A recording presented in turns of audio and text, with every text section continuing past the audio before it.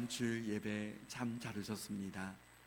하나님 아버지의 크신 은혜와 축복과 평강이 우리 모든 성도님들 한 분 한 분 가정 모든 삶 속에 충만하게 함께 하시길 예수님의 이름으로 축복합니다. 우리 서로 사랑합니다. 축복합니다. 인사 나누겠습니다. 사랑합니다. 축복합니다. 믿음의 명문 가문을 이루었던 가정을 생각해 보면 많은 가정들이 있지만 우리는 아브라함을 빼놓을 수가 없습니다. 아브라함 하면 특징 중에 하나가 이름이 두 개라는 사실입니다. 아브라함이 되기 전 아브람, 또 성경에 이름이 두 개인 사람을 찾아본다면 아브라함과 더불어 야곱이 있습니다. 야곱은 이스라엘이라고 하는 이름을 얻었습니다. 또 한 사람을 찾아본다면 바울이 있습니다. 바울이 되기 전 사울이라고 하는 이름을 갖고 있었습니다. 중요한 것은 성경에서 이름이 바뀐다라고 하는 것은 단순히 이름만 바뀌는 것이 아니라 그의 삶에 놀라운 변화가 있었다는 사실입니다. 저와 우리 모든 성도님들의 삶 속에 예수 그리스도를 통하여서 이미 하나님 아버지께서 주시는 놀라운 변화의 역사가 임하였습니다. 저와 우리 모든 성도님들이 그 변화의 놀라운 은혜를 평생 누리시길 예수님의 이름으로 축복합니다. 창세기 12장의 말씀은 아브라함을 통하여서 하나님께서 기뻐하시는 것이 무엇인지, 또 하나님께서 어떻게 역사를 주관해 나가시는지를 우리에게 보여주고 있습니다. 1절 말씀에 보면 여호와께서 아브라함에게 이르시되라고 시작을 합니다. 아브라함은 믿음의 조상이다 라고 그렇게 말하지 않습니까? 그렇다면 여러분, 여호와께서 아브라함에게 이르시되 라고 하는 말씀을 통해서 믿음의 시작은 하나님께로부터 시작이 되고 믿음은 하나님의 말씀에서 시작이 된다는 사실을 알 수 있습니다. 하나님께서 아브라함을 부르셨을 때 그때를 보면 지금 우리가 있는 세상의 상황과 비슷합니다. 믿음의 사람들만 주변에 있었던 것이 아니라 여호수아서 24장 2절 말씀을 우리 다 같이 읽어보겠습니다. 여호수아가 모든 백성에게 이르되 이스라엘의 하나님 여호와께서 이같이 말씀하시기를 옛적에 너희의 조상들 곧 아브라함의 아버지 나홀의 아버지 데라가 거주하여 다른 신을 섬겼으나 아멘. 아브라함의 아버지 나홀도 또 그 주변의 사람들을 보면 다른 신들, 우상들을 섬기고 있었다라고 말씀합니다. 그때에 하나님은 아브라함을 부르셨습니다. 아브라함에게 말씀이 임했을 때 하나님의 말씀이 들려졌습니다. 1절 말씀에 여호와께서 아브라함에게 이르시되 너는 너의 고향과 친척과 아버지의 집을 떠나 내가 네게 보여줄 땅으로 가라. 이 말씀을 통해서 여러분, 사람들은 때로는 떠난다라고 하는 말에 초점을 맞출 때가 있습니다. 사람들이 흔하게 이렇게 말하지 않습니까? 어디론가 떠나고 싶다. 그런데 여러분, 이 말씀에서 가장 초점을 이루는 것은 무엇입니까? 내가 네게 보여줄 땅으로 가라. 하나님께서 보여주시는 땅으로 가라입니다. 우리의 삶 속에서 생각해 보면 어떤 일에 있어서 여러분, 순간순간마다 우리의 믿음이 연약해져 있을 때가 많이 있습니다. 그러나 믿음은 로마서 10장 17절 말씀에 다 같이 읽어보겠습니다. 그러므로 믿음은 들음에서 나며 들음은 그리스도의 말씀으로 말미암았느니라. 아멘. 믿음은 하나님의 말씀을 듣는 데서 시작이 된다라고 말씀하고 있습니다. 그러므로 저와 우리 모든 성도님들이 하나님의 말씀을 가까이 하고 말씀을 묵상하고 말씀을 읽고 듣고 말씀을 행할 수 있는 우리 모든 성도님들 되시기를 축원합니다. 고향과 친척과 아버지의 집을 떠난다라고 말씀하셨는데, 이 말씀을 시대와 공간을 초월해서 현재 우리의 삶 속에서 적용해 보면 무엇입니까? 구별된 삶을 의미합니다. 세상 속에 있지만 여러분, 사실 우리는 세상을 떠나서 살아갈 수가 없습니다. 세상 속에 있지만 하나님의 자녀로서 살아가고 구별된 삶을 살아가는 것입니다. 그것이 바로 거룩 아닙니까? 세상 사람들과 똑같은 가치관과 똑같은 방식으로 사는 것이 아니라 하나님 중심, 하나님의 말씀을 따라 살아가는 것, 그것이 바로 하나님의 자녀들의 거룩입니다. 아브라함이 하나님의 말씀을 들었을 때 아브라함이 잘한 것이 있습니다. 그것은 순종입니다. 우리는 사실 연약하고 부족한 것이 많아서 자주 넘어질 때가 많이 있습니다. 아브라함을 보아도 실수가 많고 연약함이 있고 순간순간 때로는 하나님의 뜻하고는 거리가 먼 삶을 살지 않습니까? 그럼에도 아브라함은 히브리서 11장 8절 말씀에 보면 믿음으로 아브라함은 부르심을 받았을 때 순종하여 장래 유업으로 받을 땅에 나아갈새 갈 바를 알지 못하고 나아갔으며, 믿음은 거룩을 가져옵니다. 믿음은 순종을 하게 합니다. 아브라함을 보면 갈 바를 알면 순종하기가 너무 좋았을 것입니다. 그러나 갈 바를 알지 못하지만 하나님의 뜻이 분명하기에 순종하였습니다. 우리의 삶 속에서도 생각해 보면 어떤 일에 있어서 이해가 되면 순종하기가 너무 좋은데, 그러나 잘 이해가 되지 않는 상황이지만 하나님은 우리에게 순종하기를 원하실 때가 있습니다. 그러나 결과는 어떻습니까?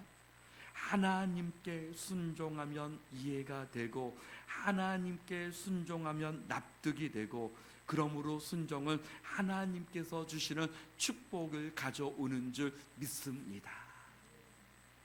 홍해바다 앞에서, 요단강물 앞에서 그 강물을 향해서, 그 바다를 향해서 발걸음을 내디드라.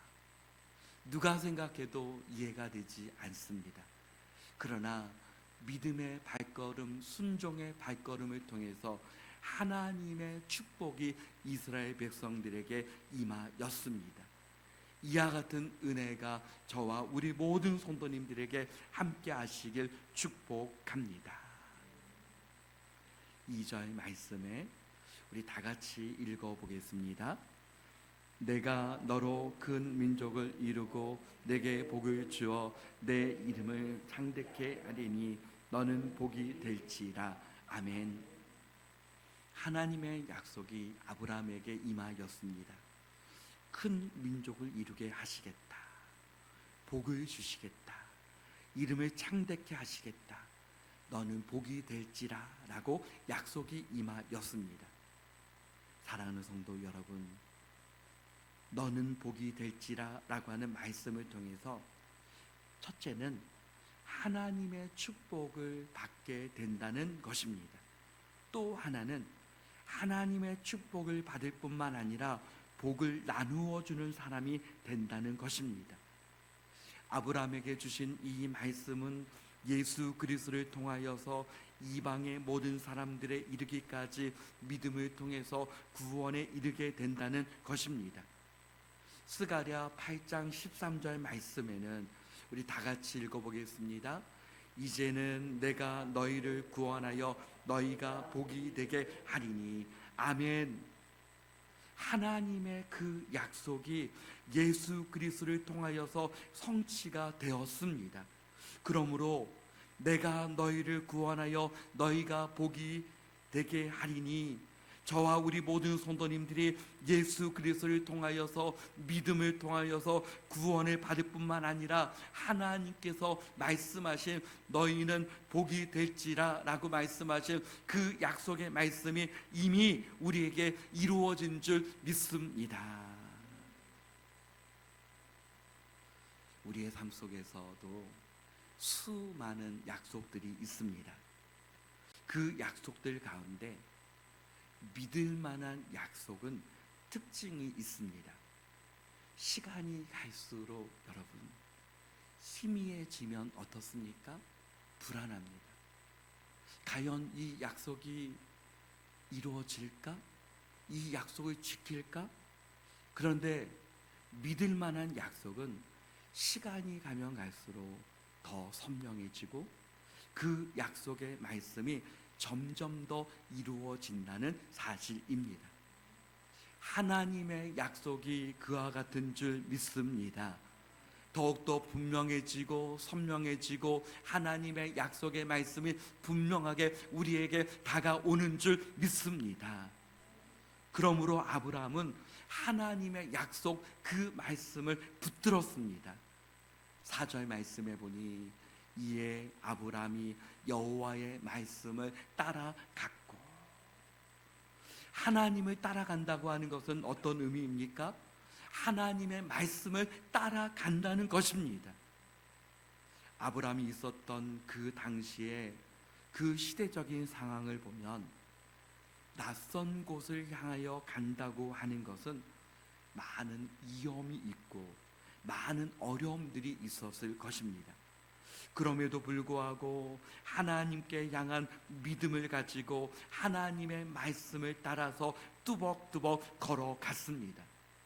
그 속에서 하나님은 하나님과 함께하는 증거를 보여주셨습니다. 그 증거가 3절 말씀을 우리 다 같이 읽어보겠습니다. 시작. 너를 축복하는 자에게는 내가 복을 내리고 너를 저주하는 자에게는 내가 저주하리니 땅의 모든 족속이 너로 말미암아 복을 얻을 것이라 하신지라. 아멘. 여러분, 이 말씀은 너와 함께 하시겠다, 너와 동행하겠다라고 하는 그 의미 아니겠습니까? 하나님께서 동행하시면서 아브라함에게 실제적으로 창세기 15장 1절 말씀에 보면 이후에 여호와의 말씀이 환상 중에 아브라함에게 임하여 이르시되 아브라함아 두려워하지 말라. 나는 내 방패여 너의 지극히 큰 상급이니라. 하나님의 약속이 하나님께서 실제적으로 방패가 되어주셨고 큰 상급이 되어주셨습니다. 사랑하는 성도 여러분, 저와 우리 모든 성도님들에게도 하나님께서 우리에게 방패가 되시고 우리에게 주시는 큰 상급이 바로 하나님 그분인 줄 믿습니다. 유명한 기독교 철학자 가운데 프란시스 세이퍼 박사가 있습니다. 그분이 쓴 책 가운데 그분은 거기에 계신다, 그리고 그는 말씀하신다. 사랑하는 성도 여러분, 하나님은 지금도 말씀하시는 하나님이신 줄 믿습니다. 아브라함에게만 말씀하신 것이 아니라 하나님께서 약속하신 그 복을 누리고 있는 저와 우리 모든 성도님들에게 말씀하시는 하나님이신 줄 믿습니다. 하나님의 그 말씀이 아브라함에게 한 번만 임한 것이 아니라 그의 평생을 통해서 하나님의 말씀이 임하였습니다. 5절 하반절 말씀에 보니 아브라함이 마침내 가나안 땅에 들어갔더라. 마침내 가나안 땅에 들어갔더라. 말씀으로는 한 절로 표현되었지만 그 가나안 땅에 들어가기까지 얼마나 힘든 시간들을 보냈겠습니까? 그런데 막상 가나안 땅에 들어가 보니 이미 가나안 사람들이 거주하고 있었습니다. 내가 들어갈 자리가 없다라고 생각이 되는 순간 얼마나 아브라함이 낙심이 되었겠습니까? 그럼에도 불구하고 7절 상반절의 말씀에 보니 아브라함에게 주님께서 나타나 이르시되 이 땅을 내 자손에게 주리라 하신지라. 인생의 순간순간마다 축복이 무엇입니까? 하나님의 말씀이 임하는 것이 축복인 줄 믿습니다. 하나님의 말씀이 들려지고 음성이 들려지면 어떤 어려운 순간에도 절망의 순간에도 승리하고 일어날 줄 믿습니다. 하나님의 말씀이 임할 때에 하나님께 향한 아브라함의 믿음의 반응은 7절 하반절에 보니 여호와께 그가 그곳에서 제단을 쌓고 하나님을 따라가고 하나님의 말씀을 따라가는 구체적인 표현은 예배로 나타난다는 사실입니다. 아브라함이 가는 곳마다 하나님께 예배하는 삶을 살았습니다. 사랑하는 성도 여러분, 저와 우리 모든 성도님들의 삶 속에서 아버지 앞에 매 순간순간마다 우리의 가는 인생의 모든 순간들 속에서 하나님께 예배하며 예배의 성공자가 다 되시길 주님의 이름으로 축복합니다. 아브라함이 하나님 안에서 그의 평생 얼마나 믿음의 복을 누렸습니까? 때로는 아브라함이 받은 그 복을 생각해 보면 나와는 상관이 없고 나는 거리가 멀고 나는 그와 같은 복을 받을 수 있을까라고 하는 의문이 생길 때도 있습니다.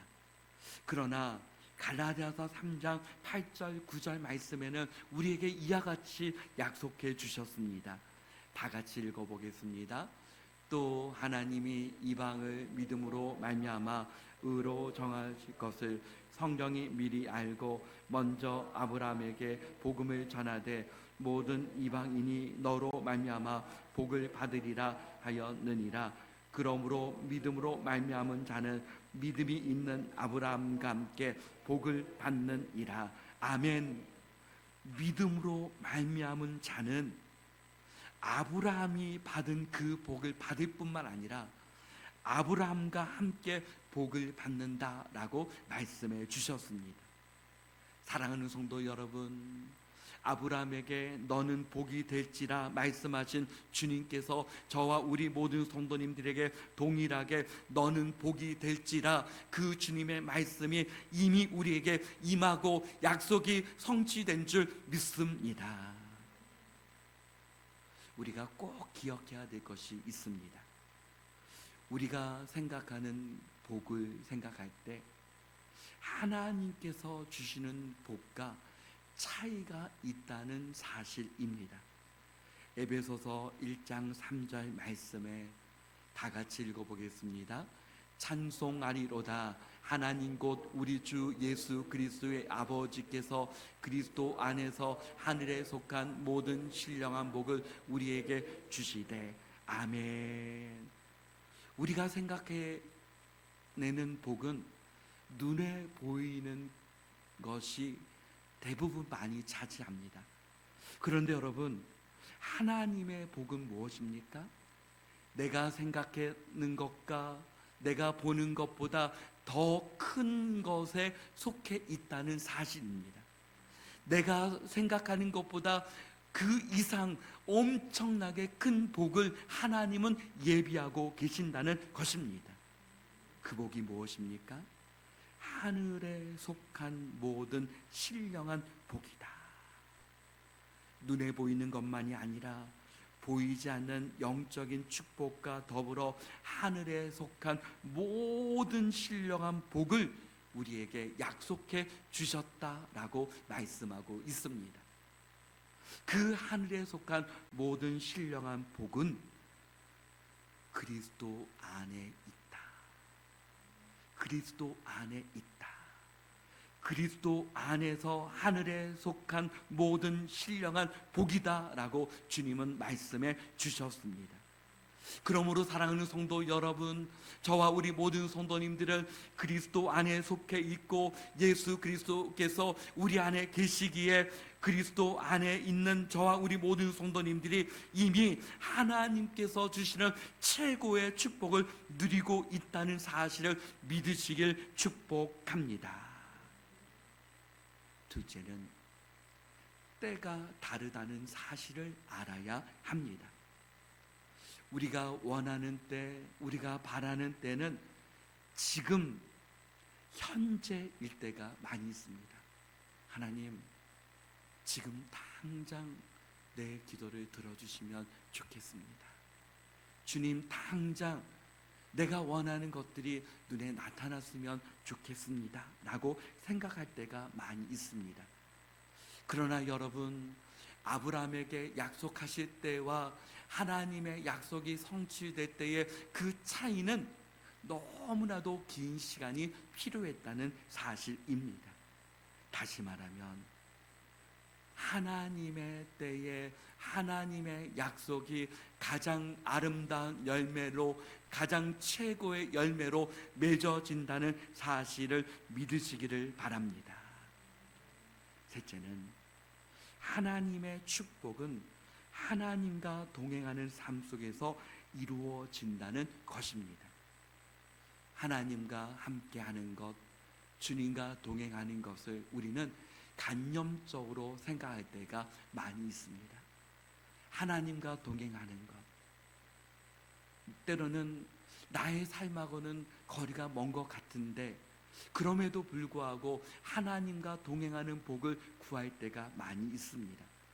그러나 여러분, 하나님과 동행하는 그 복은 간념적인 것이 아니라 구체적인 삶 속에 이루어진다는 것입니다.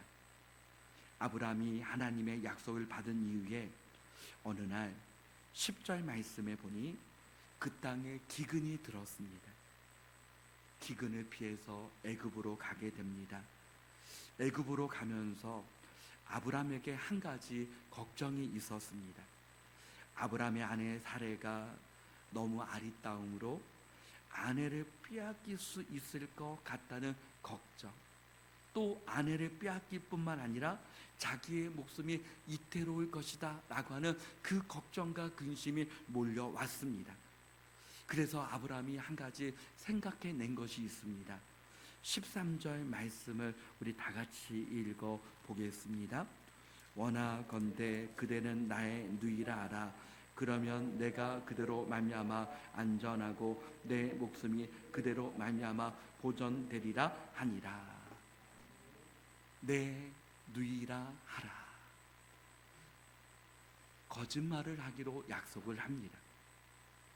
실제적으로 아브라함이 자신의 아내 사레를 누이라고 말을 할 때 오히려 애굽 왕 바로가 사레를 어떻게 합니까?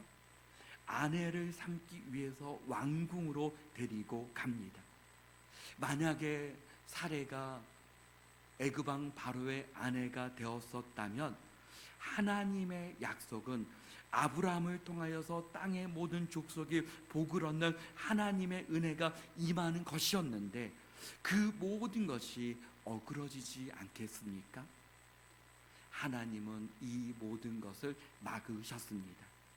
17절 말씀에 보니 여호와께서 아브라함의 아내 사레의 일로 바로와 그 집에 큰 재앙을 내리신지라. 어떤 재앙이 내려졌는지 알 수가 없지만 중요한 것은 바로와 그 집의 큰 재앙을 통해서 바로가 사레를 아브라함에게 다시 보낼 수밖에 없었다라고 하는 사실입니다. 하나님은 막으셨습니다. 하나님은 인도해 주셨습니다. 하나님의 구체적인 손길이 임하였습니다.